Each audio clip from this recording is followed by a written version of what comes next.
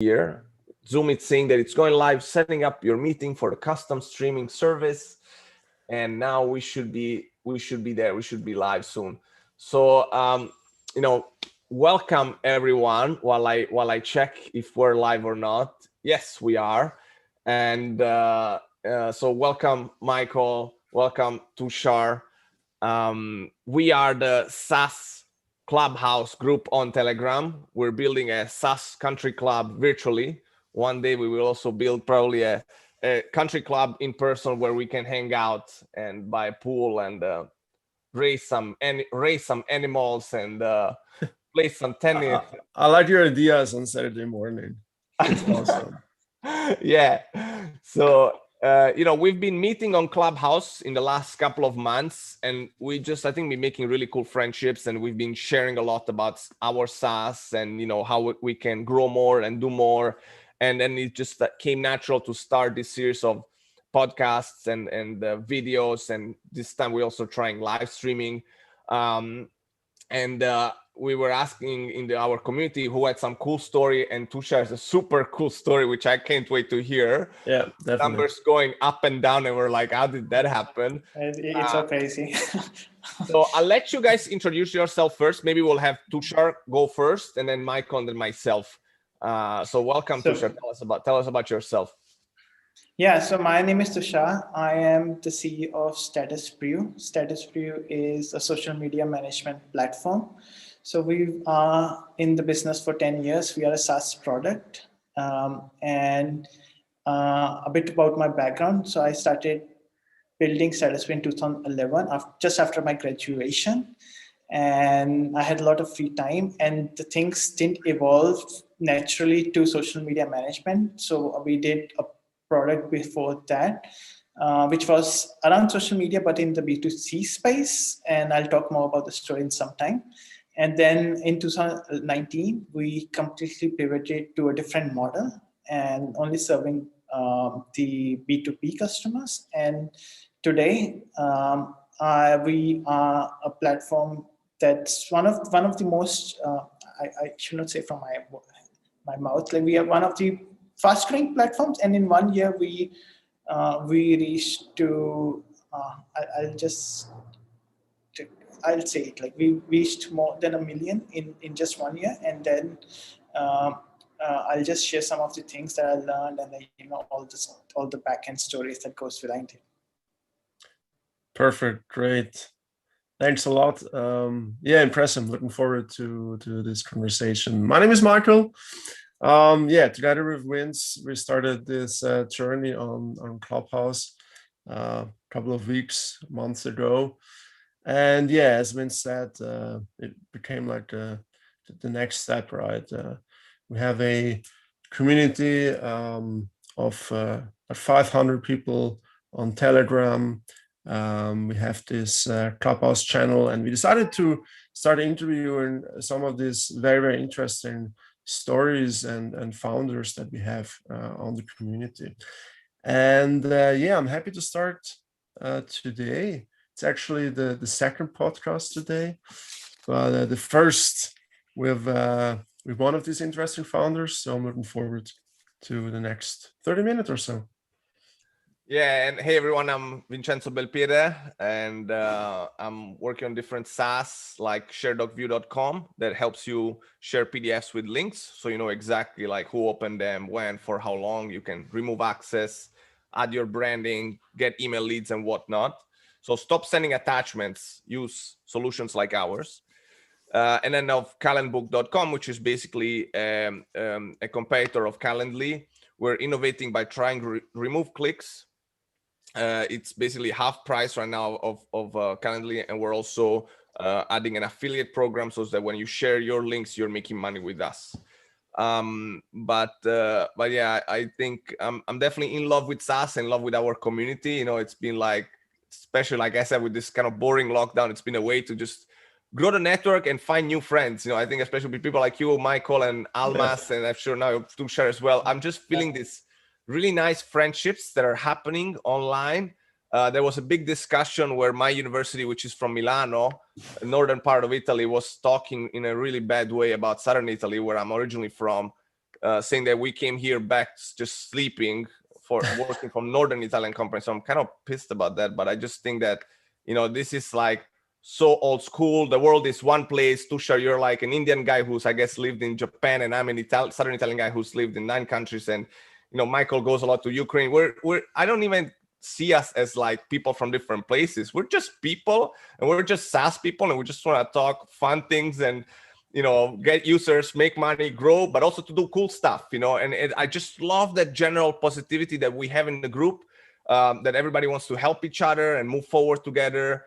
And I think that's really important to share, because for me, it's very touching. For me, it's really something that's what keeps me going. That's what makes me want to do these calls, want to do more of this, because I truly have been finding a lot of happiness.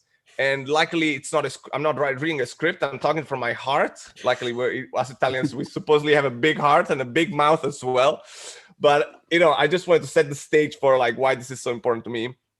And tell us like about your story, like, about your product, how it started, the issues that, because it's a pretty amazing story also with the numbers, right? So let's jump right in.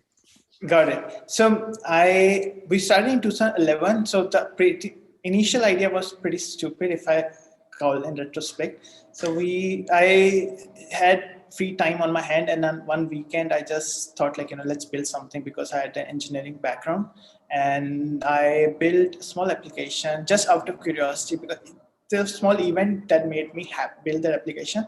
And even prior to that, I was very active on Twitter. So I was using Twitter since 2008, and in 2011 I built a small application called Unfollowers, which is like, the name sounds pretty much what we do, like track that thing.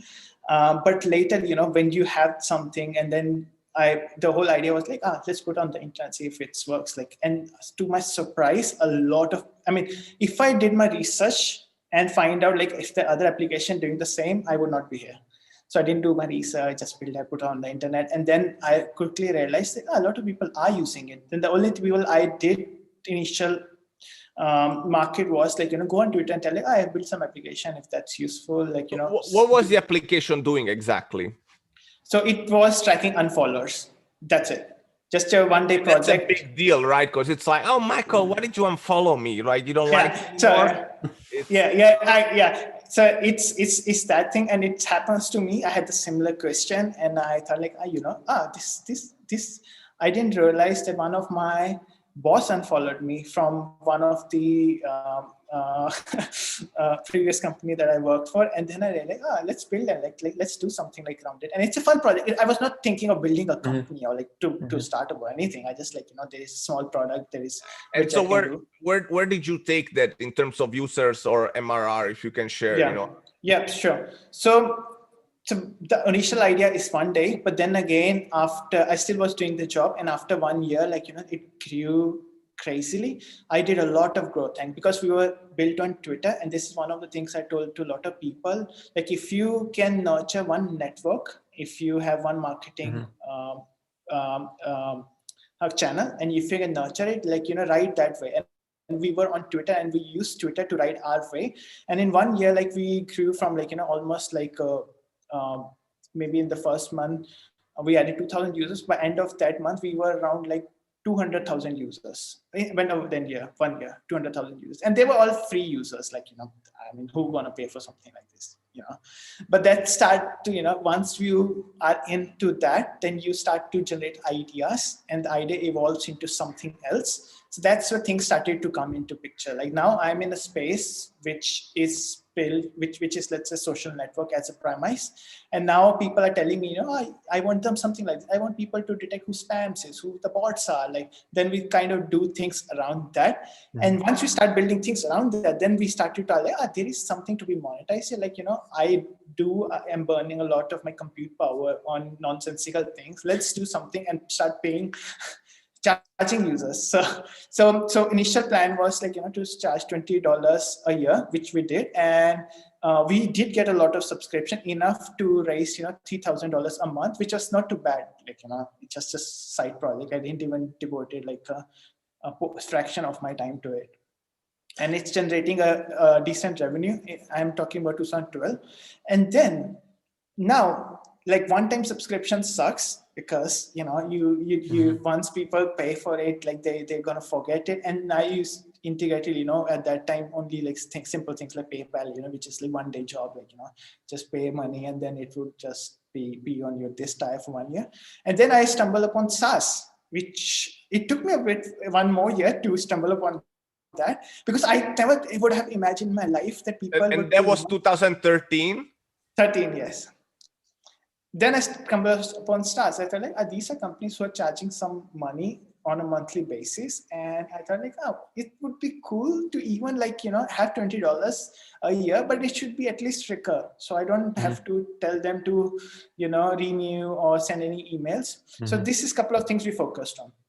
We focused on intent. Amazing.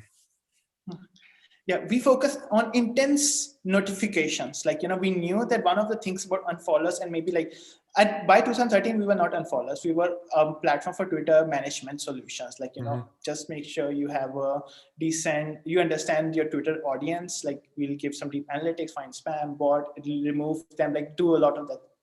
I would say crappy stuff. I'll tell you about the crappy stuff, like how we get into trouble at some point in a few minutes.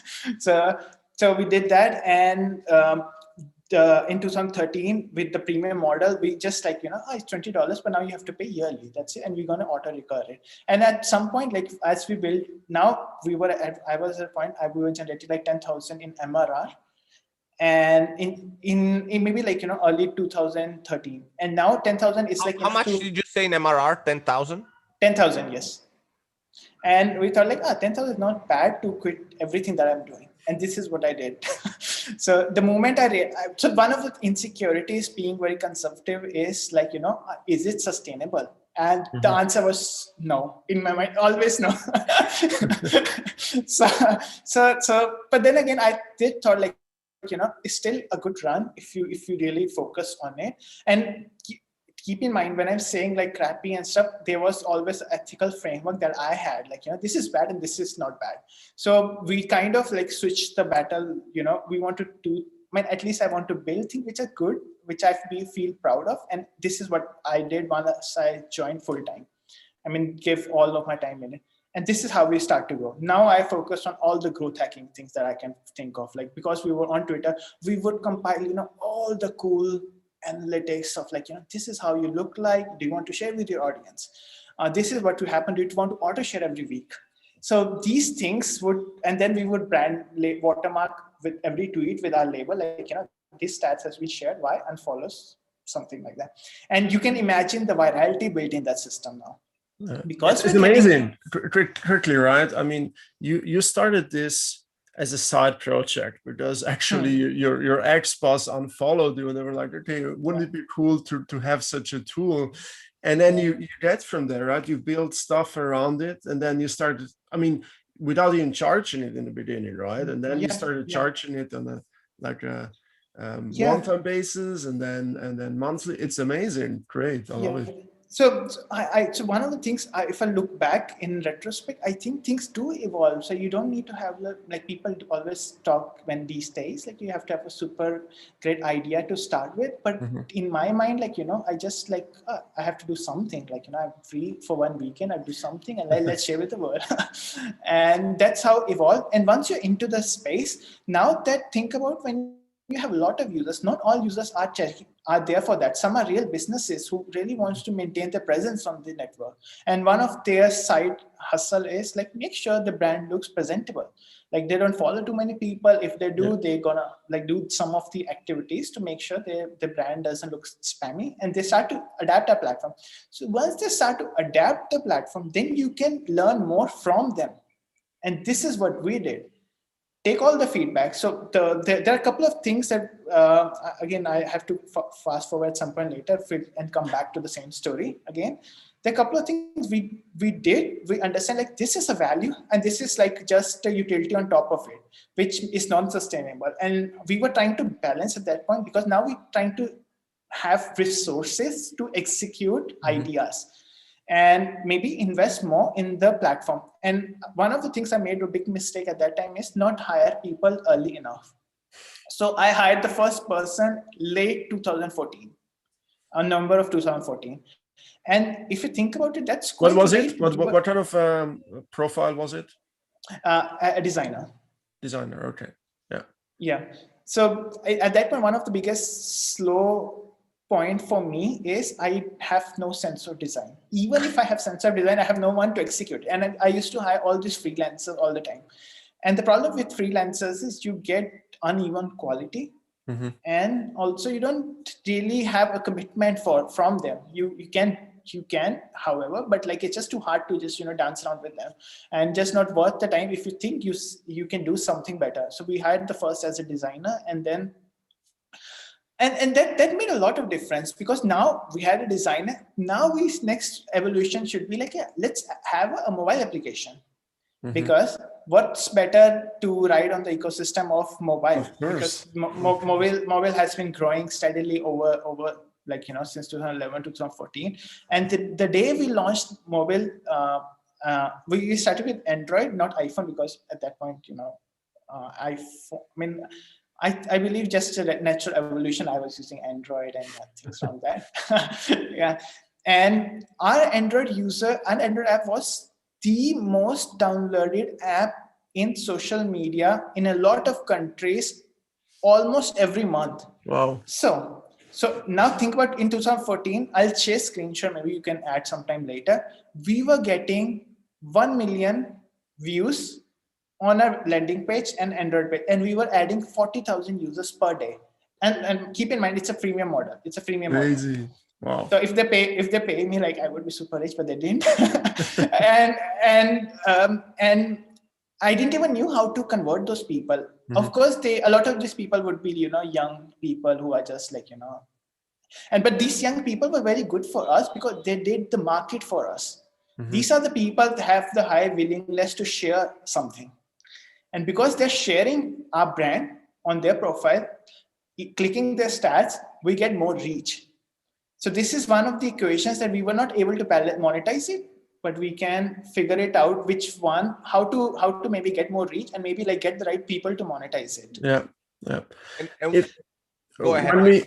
When we talk about this special year for you, 2019, because I mean you had this growth, you were adding a lot of people, and then something happened in 2019, and I would like to go a bit more into detail. Can you please tell the audience what happened in that particular year? So from 2014 to 2019, we were one of the top consumer applications on Twitter or other networks that we supported. So that means we were burning a lot of their APIs, like eventually costing them a lot of money for these social networks. And we were on the watch list all the time, because now think about it, like, we are hitting the API since like hundreds of millions every day. And they're gonna figure out, they're not going to drive any money from us. And we don't play well with their ecosystem. And then this information, we did had a prior experience with them, how they interfere with some of the things. And this is why, we started to neutralize some of the things that were considered like not good for even them. And we realized, where we should go ahead. And we were in the back of that time building a B2B product, which was not there in the market, but like the idea was there, like, this product is on the decline based on the limitations that the social networks were imposing on us. So in 2019, they cut off our API, which was within what time frame was it? Did they give you a notice or no? I slept, I woke up, no API. And now it was such dark period of my life. I mean, I still have nightmares waking up around that thing. And did they cut it just to you or to all of the developers? There was only 3 applications they cut, and all of the applications was like, same consumer driven, one of the high activities application with like millions of users, all these applications. So what did you do when you woke up and heard that? What was your how did your first 24 hours look like after that horrible message? Whoa. Yeah, it's wow, I cannot believe, like, so first thing you have to know, like, by that time we are around 30 people team. So we have to go, I have to show up and you tell her like what happened, like what we're gonna do, what is the next plan for us. So the if I get shocked, everyone would be like super shocked. How many people did you So, have? What was the team size at that moment? around 30 people. Wow. So at that time, I had to wake up, shop at the office, and like, think about like what is the most logical step to do now. And based on the message that we received, they clearly stated that we would not give you back your access. And you can apply for new applications, but you have to make sure the things and violation should not be should be removed from your application before even applying. So we went on the process to apply new application, and now we had to, like, we were forced to completely remove that part of the application. So that means now effectively we have no revenue because our B2B product was still very immature. Like we might have like maybe like $4,000 or $5,000 in revenue from that product, but like for most of our product was revenue driven was from the era of the product that we built before that. Mm-hmm. So now we are in existential crisis. Now we don't know what to do. We don't have a product market fit yet. And if I look about in the market, there are a lot of players that we do have already done that for like decade, let's say. So now we have competitors who have their product in the market in the same space that we were trying to try to go in, and they are there for decades. Now this is where now we had to completely overnight change the company structure from a B2C company to a B2B company. So one of the things in B2C is you get a lot of support. So in B2B you don't get like that amount of support. And then now we have to invest the support into customer success, because now you have to make sure the product you're selling, customer understands it. You have to guide them through and maybe show them that maybe the value that they want to see. So now the DNA would change, but at that time around the month that we had the blackout, we didn't realize how to adapt for it. But then again, things start to evolve, and we start to we started to grow more confidence in a way, because we knew that first, this would happen at some day anyways. And the second, that product is consuming all the bandwidth of our company. Because all through even before the blackout, in last couple of years, we were always burning out fires. Like there were these operations, like then the Twitter changed the API limit from some unlimited to 100,000, and we would just hit them in like 1 hour. So it's not even sustainable now. Mm-hmm. So now our goal was to okay, we understand what happened. Let's come down to what we can do and build down a plan for that. So I wrote down a strategy which I can share in this, and I think that worked out really well for us. So think about it. Now we don't have a product market fit. We don't have the exact features that the enterprise or even the B2B customers need. But now people expect them from us, because if they have to choose us versus our competitors, they want to have these features at the bare minimum, because we can't underserve them in terms and still compete with the competitor. So here's what we did. And I think it was fair in the retrospect. Okay, we had two plans. One was the things we have, another was the enterprise plan. Okay, everything we didn't have, we put out a time, how much time it would take for us to build that feature. Is it 3 days, 7 days? And then we built out a complete list, all the features that people expect from our experience interacting with the people during that time. Mm-hmm. Now we said, we have these features, but there is a time period where we can provide you these features. Mm-hmm. So we put all the features that we know people would ask us, and we have to build at some point to even compete in the market. And we put out under the request demo or contact us area of the website, and then ask them, talk to us, and we would guide you through that. And this is now the first 50 customers, we got it through this. We had a customer that say I want something like this. and I want these kind of feature. And they're like, okay, we'll give you, and it will take like 3 weeks. I will start to roll out the POC during that time. And once you think it's useful, we'll add that features right back in to the suite. So with no features, almost no MVP in the market, now we start to get one customer and start to build our feature sets through that. 6 months down the line, we were on par with the feature set of the customers, of the competitors. And I'm not putting competitors like, as a benchmark of what we wanted to do. That was not the goal. Mm-hmm. The goal was we already knew kind of things where we have to go for. The competitors you were looking at? It's a good question. In all transparency, the only competitor we looked at was Sprout Social. Mm-hmm. I think they were a fantastic company, and we really admire them. And they had a good market cap compared to any other. Like the other was Hootsuite, but like Sprout Social can almost on the same lines. And so that and truth be told, not only Sprout Social, like we also looked at the enterprise spaces like Sprinkler. So now we have like 2 competitors, and we know this is a competitor who works who is the gold standard in B2B, and this is the competitor who's the gold standard in enterprise. And there is a dichotomy between the 2.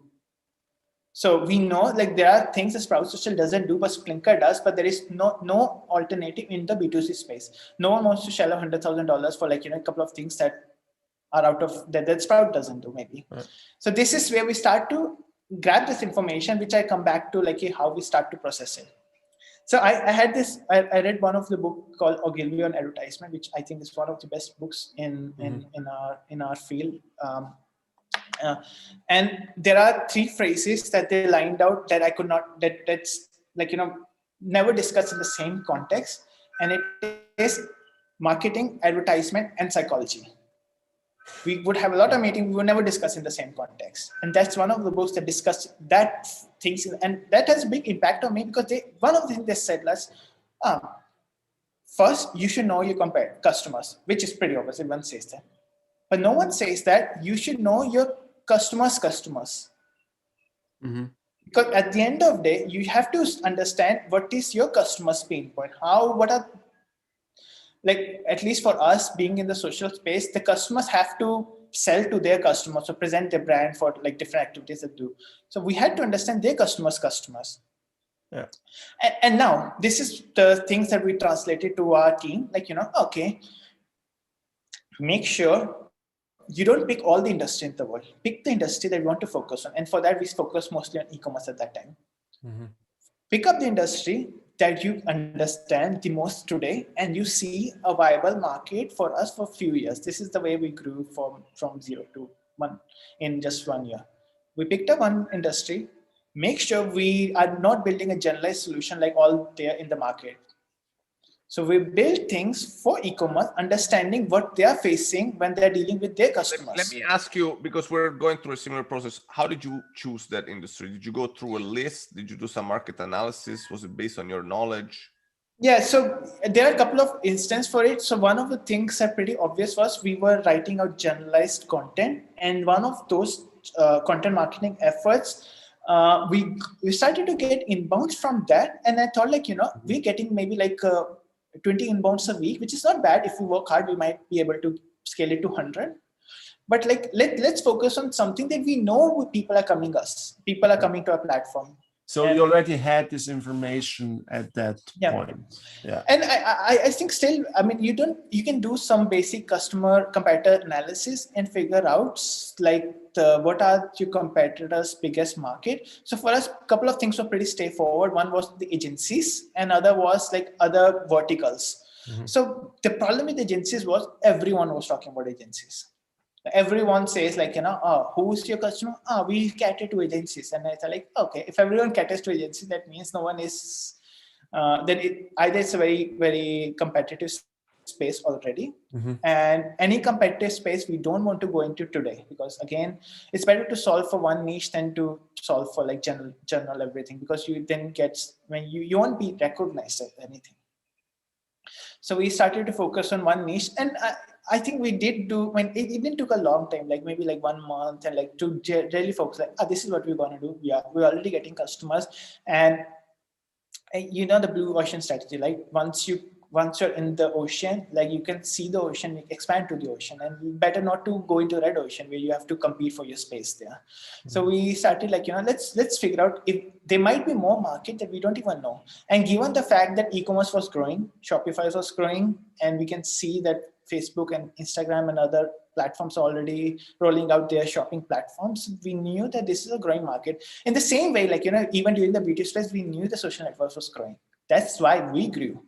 Because in 2011, social network was merely like, you know, 100 billion tops, include all the social networks.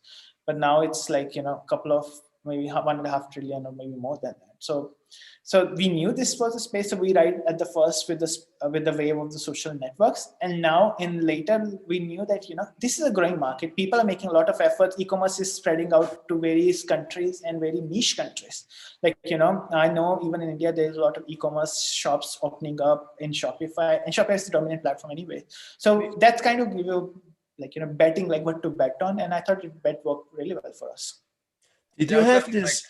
So, yeah, sorry, Vince. No, I was going to say niche countries, niche, like even the guy down the door. So everyone is opening in e-commerce, definitely like super growing. Yeah.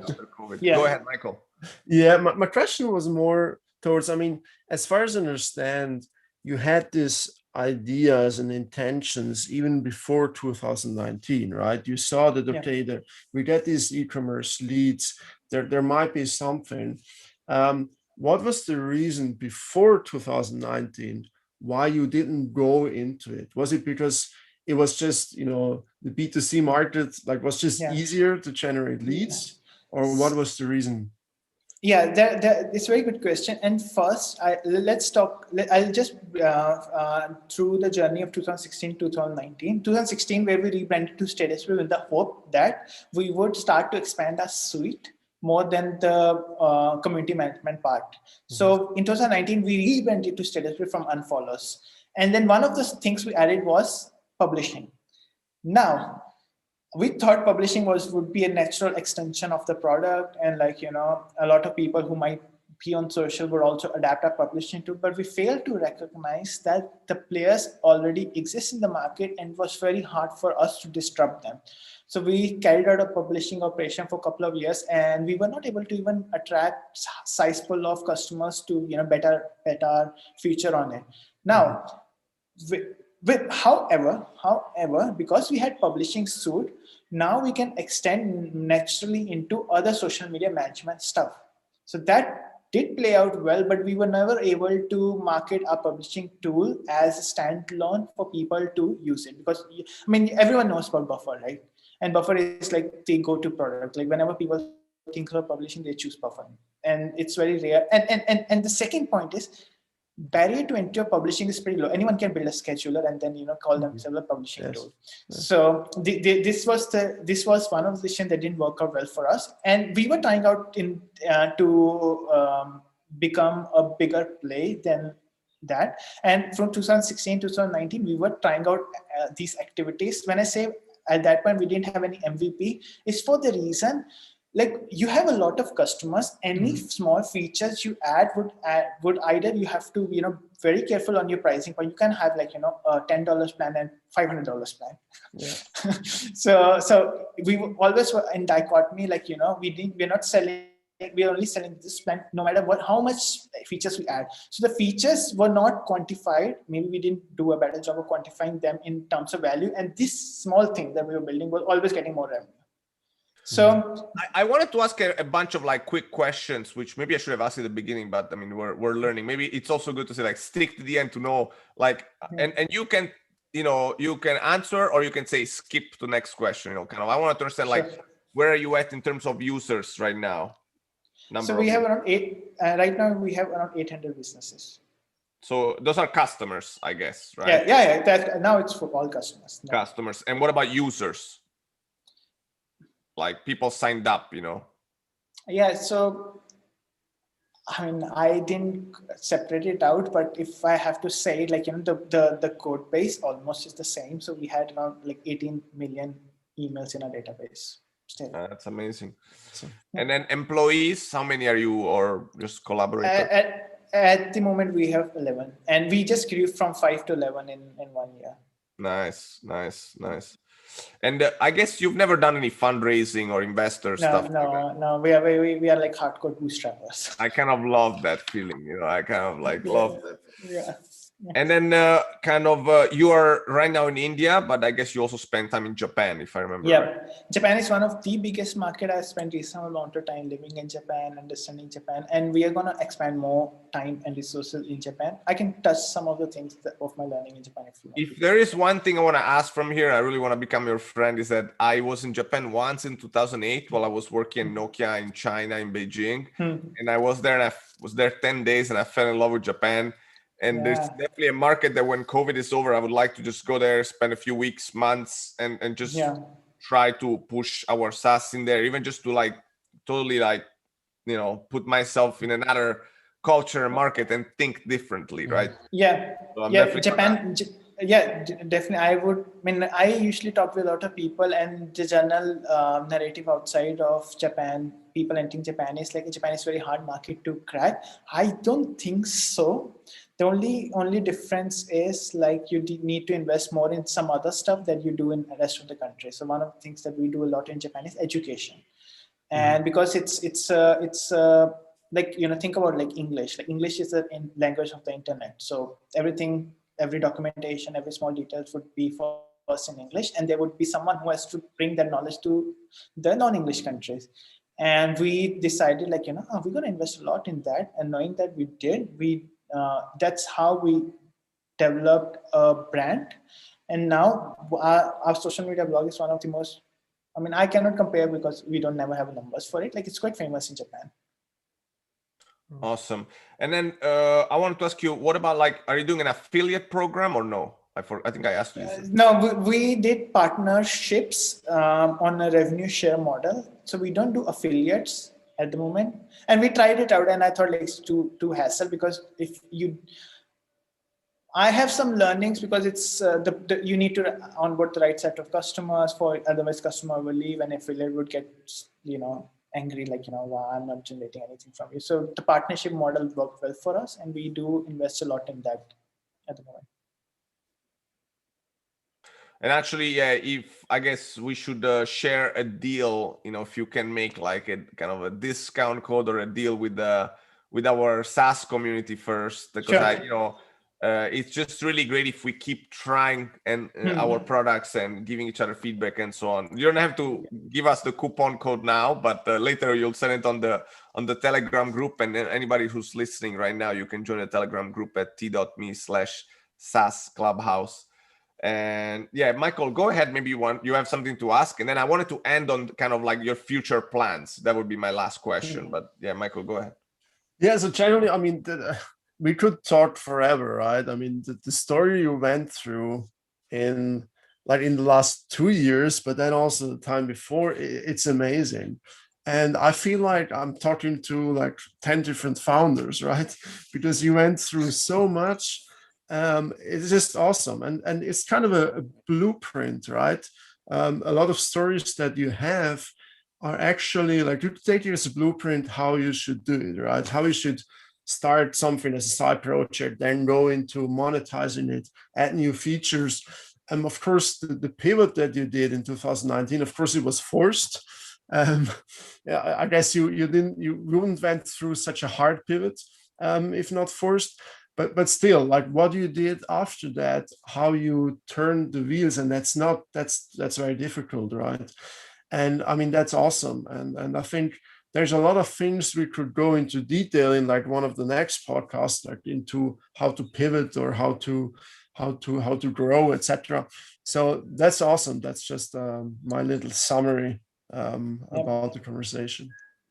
Yep. Thanks, Michael. And I would love to share more. Of course, we are also making a lot of mistakes. Not to say that everything we did was worked out. Of course. So I think it's good to also highlight mistakes, and because mistakes is how you learn. And definitely. Actually, I had one question before I ask you roadmap, and then we can end. We were supposed to end at 30 minutes. I think we're like at 37, but I think it's all good. I didn't want to just shut it down because it was so interesting for me. Did you, for instance, with Twitter, did you visit the Twitter headquarters there in Market Street? Did you have connections there? Is that something you were doing, or you were trying to stay away from that world? So we do. So when you, I mean, because we lived so, I mean, for like, it's like, you know, you have to work with them closely at some point. We do have connections with their developer relations, and whenever we have issues, like we do give them feedback, and they're very open to that. I mean, I'm not saying, I mean, I love Twitter, to be honest. I love their team, and I mean, whatever they put us through, I think it's worth it, given that we did come out strong, and also made us realize, you know, some of things that we took, and you have to also realize that social network under a lot of scrutiny for, like, you know, for so many years now, and they have to also act on those. So nothing to take away from them, like, you know, it's all their business as well. And now the only thing we think of, like, we have to align our business with them, because if we don't do that, then, you know, there is no, we would get into that again. So everything we do is making sure we are aligned with them, maybe talk with them if there's something we need to discuss, and that's an ongoing process that we always do. That's awesome. And so then, like, you know, future plans, roadmap, whatever you want to call it, what's out there for you? Yeah, so usually at the moment we are focusing on e-commerce, and the couple of things, I don't make a lot of roadmaps, because I know from my experience, everything I made failed if I made like 6 months plan. So I work in 1 month plan, and 1 month plan is usually better, because the amount of knowledge you have today you cannot have more knowledge in the past than today. And, you know, so you can make better decisions today, but you do have, like, you know, kind of things where you want to do. I have that in my mind always, but then, you know, it's always like, but we have to go here. So at least what I do, you know, is that I try to list as many of the ideas as possible. I try to put them on a Trello, on a Google Sheet, also with giving them scores for 4 different dimensions. The dimensions are consumer benefit, our monetization, technical feasibility, and K factor, you know, how much that feature can help us grow. I give them scores 1 to 5, and then I rank them. Number 3, I even write them on these little pieces of paper, and then I put them on a board. Sometimes I even do a Google slide, because I'm trying to, like, review these ideas all the time, over and over. So while I do agree that we actually keep the focus on the week, what we're doing this week, because that's what matters.